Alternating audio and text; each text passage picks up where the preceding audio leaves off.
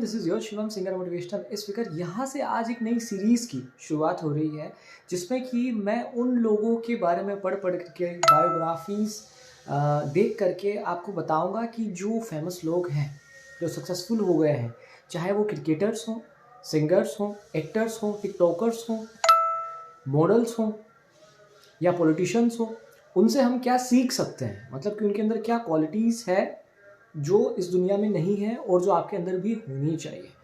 तो ये इसका सेकंड एपिसोड है। जैसा कि आप लोगों को पता है, इस सीरीज़ के बारे में मैंने दोबारा से फिर से बता दिया है कि अगर आपने पहला एपिसोड नहीं देखा है तो सेकंड एपिसोड में आज हम बात कर रहे हैं जिनकी मूवीज़ की चर्चा अभी पूरी दुनिया में चल रही है। जी हाँ, वी आर टॉकिंग अबाउट जुगेटो। हाँ, एग्जैक्टली, जुगेटो। तो मैं बात कर रहा हूँ कपिल शर्मा की। इनकी लाइफ से हम लोग क्या सीख सकते हैं।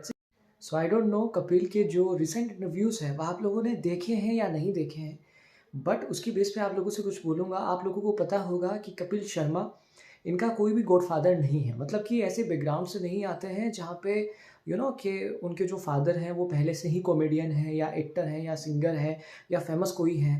इस इंसान ने बस ज़मीन से शुरुआत करी है और ये पहले लाफ्टर चैलेंज में आए, उसके बाद में इन्होंने उसके विनर बने। उसके पहले ये जब ऑडिशन के लिए गए थे फर्स्ट टाइम, तो वहाँ पे इनको रिजेक्ट कर दिया गया था लाफ्टर चैलेंज के लिए। उसके बाद में बंदा फिर से गया और उसी को विन कर लिया। आप समझते हो? तो पहली क्वालिटी ये सीख सकते हैं कि रिजेक्शन जो अगर किसी को मिल जाता है तो एक बार रिजेक्शन मिलते ही ये नहीं कि हार मान ले। उसके बाद में इस बंदे ने विन किए उसके सीजन्स। उसके बाद में एक एक्सपेरिमेंट किया गया कॉमेडी नाइट्स कपिल शर्मा का, जो 21 एपिसोड्स के लिए बना था, लेकिन वो लोगों को बहुत भाया और पूरा का पूरा जो कॉमेडी का एक ट्रेंड है वो इन्होंने बना दिया इंडिया के अंदर। उसके बाद में कॉमेडी नाइट्स हिट हो रहा था। कपिल की पहली फिल्म, कॉमेडी फिल्म किस किस को प्यार करूं, वो बहुत अच्छी चली। उसके बाद में कपिल ने प्रोड्यूस करी अपनी खुद की फिल्म और उन्हें लगा था कि वो फिल्म अच्छा ग्रो करेगी, दैट इज़ फ्रेंकी, बट वो नहीं कर पाए। अब कपिल एंजाइटी में आ गए। एंजाइटी लोगों को फेस नहीं कर पा रहे थे बिकॉज उन्हें लग रहा था कि सब मुझे फेलियर की नज़र से देखेंगे। तो यहाँ से हमें ये गलती नहीं करनी है कि हमें फेलियर से नहीं डरना होता। अब उस एंजाइटी को दूर भगाने के लिए, एंजाइटी से रिलीफ के लिए इन्होंने ड्रिंकिंग शुरू कर दी। ड्रिंकिंग की जो हैबिट है वो उनको और ज़्यादा लगने लगी, डिपेंड होने लगी उसके ऊपर, और उसके चलते कहीं सारी गड़बड़्स भी हुई।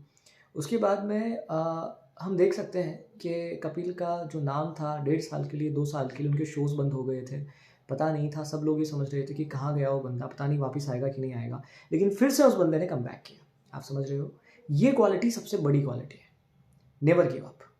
सबसे पहले तो शुरू से सब कुछ शुरू करना, और स्टार्टिंग में भी ज़मीन से निकल करके। मतलब कि इनका कोई गॉडफादर नहीं था, इन्होंने अपना सब कुछ बनाया, उसके बाद में वो चला गया।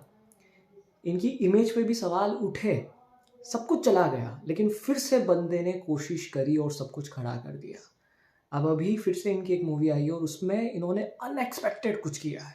कपिल को हम लोग जानते हैं कॉमेडी के लिए, बट उन्होंने इस मूवी में एक सीरियस रोल प्ले किया है।